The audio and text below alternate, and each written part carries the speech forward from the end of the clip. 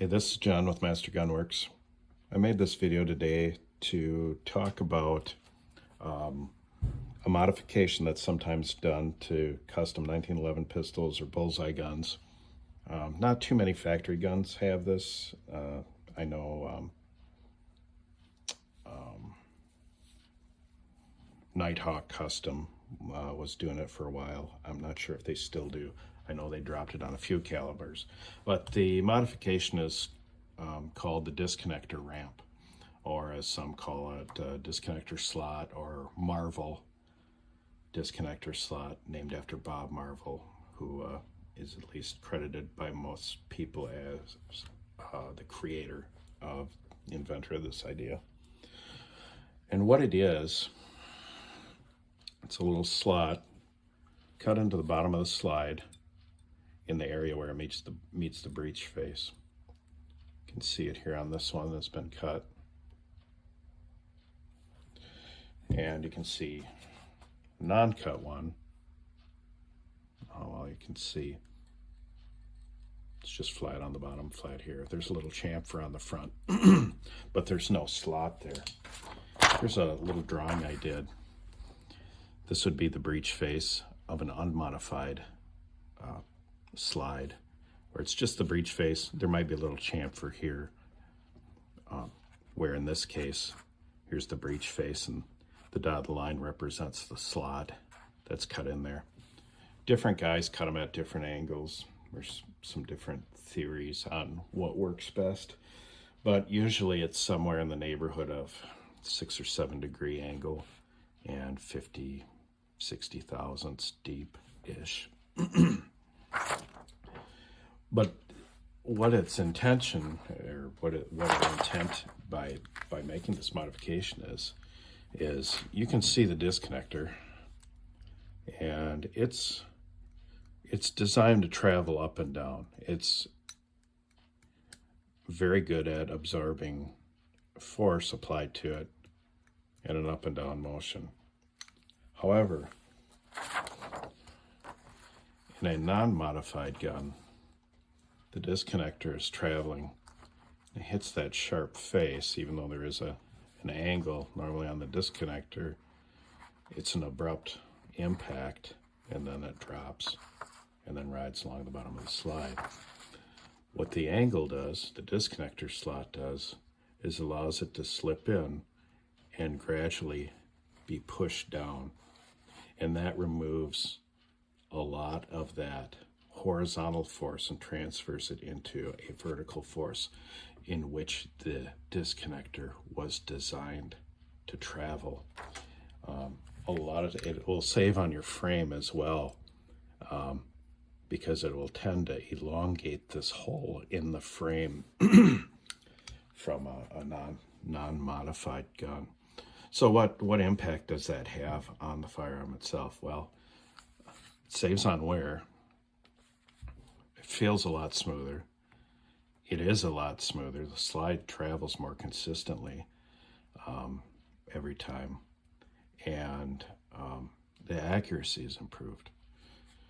And some of the arguments and myths that surround this idea that I've heard from people is, well, one, if you look at the bottom of the slide, there's little tabs that are sticking up.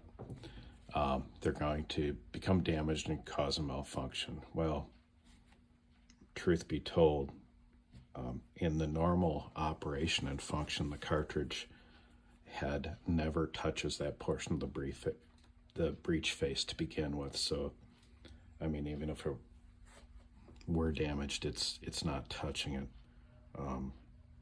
And what would damage it in an assembled gun? I don't know what would cause something bizarre like that. Another argument I hear is that it does nothing. And to people who have that argument, I would say, try it. Put it in a ransom rest with 5 rounds. Chamber the first round, shoot it at a 15 or 20 meter target, and look at the difference of the impact of the first round versus the rest of the rounds. that's what I did, and that's what made me a believer in this modification. The accuracy and the consistency of that accuracy is greatly improved. Another myth that I hear as well, it only works on the first round, which that's okay. I mean, if you're going to improve your accuracy out of even one round, I mean, to me it's still a worthwhile modification, especially the first round. But another thing that I hear as well, it only affects that first round because after you pull the trigger, the disconnector is in the down position and does not affect the operation of the slide.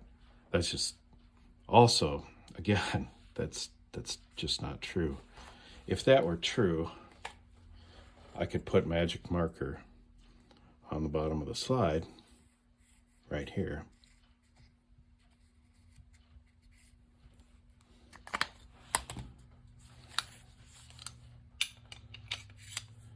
And then I would be able to assemble the pistol, fire one round and hold that trigger in the back position, rack the slide,